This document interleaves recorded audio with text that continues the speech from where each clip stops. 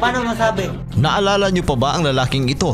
At isa ka ba sa natatawa sa kanyang famous lines na paano mo nasabi? Paano masabi? Kaya tayo naman ay napatawa ng mapanood ang kanyang video sa social media nang siya interviewin ng media sa isang presinto. Linawin na natin, hindi ka sumaksak. Paano ko naman aminin yun? Totoo kaya ang usap-usapan na nakalaya umano siya matapos ang ilang buwan mula nang siya maaresto? Nagtatrabaho pa nga raw ito bilang isang security guard. Paano ko ba nasabi? Well, tapusin ang video para malaman kung kumusta na nga ba siya.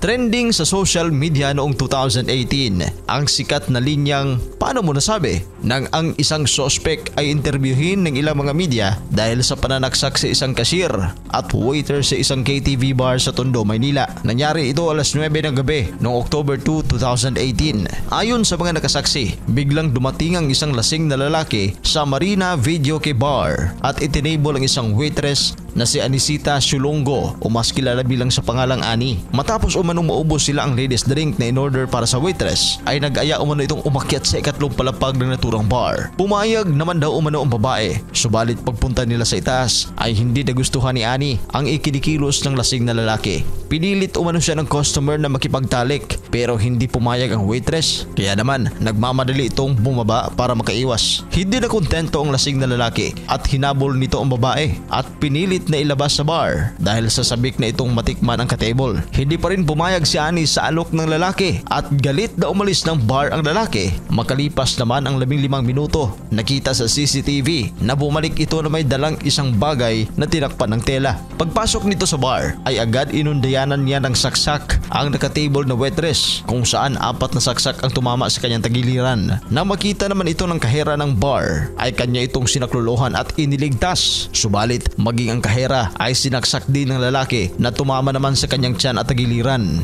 Nagawa pa nga ng kahera na isugod ang kanyang sarili sa Mary Johnston Hospital at doon na diskubre na tinamaan ang kanyang bituka. Samantala ang waitress naman na si Ani ay idiniklarang patay sa ospital dahil sa nawawalang dugo dulot ng pananaksak ng suspect. Nang reviewin naman ang CCTV footage, nakita na mga taga-barangay ang isang lalaki na mabilis na tumakbo palayo sa bar. Dahil dito agad nilang inireport sa pulisya ang insidente. Nagsasagawa agad ng hot pursuit operation ang Manila Police District. Dahil natukoy nila ang kinaroroonan ng suspect ay agad nilang pinuntahan ang bahay nito para arestuhin. Natutulog ba nga raw ito nang maabutan ng mga pulis? Ang suspect ay nakilalang si Robert Nocus E. Sabanal, 21 anyos noong panahong yon nung siya arestuhin noong 2018. Siya ay isang matador na taga Davao City. Mariing itinanggi naman ni Robert ang krimen. At sa panayam naman ang gaherang si Locelyn Otida, hindi kalbo ang suspect. Subalit sa presinto ay tinanong ng mga reporters ang tungkol sa buhok ni Robert. So mabilisan gupit yan. Paano mo nasabing mabilisan? Kasi ayan o, di ba? Nakatulog na nga ako sa sobrang tagal. Paano mo nasabing mabilisan? Paulit-ulit niyang sinabi ang mga katagang yan bilang depensa sa mga tanong ng reporters. Mabilis naman na nagtrending ang linyang paano mo nasabi at nagsisilabasan ng mga memes sa social media. Tinawag pa ng netizen si Robert na paano mo nasabi boy.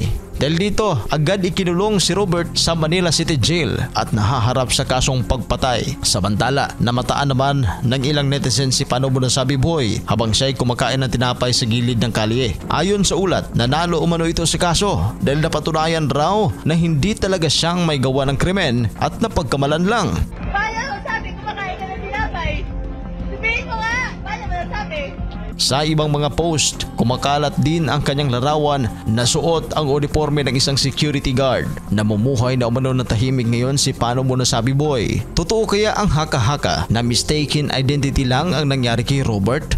Ikaw, paano mo nasabi? I-comment ang inyong reaksyon sa ating comment section.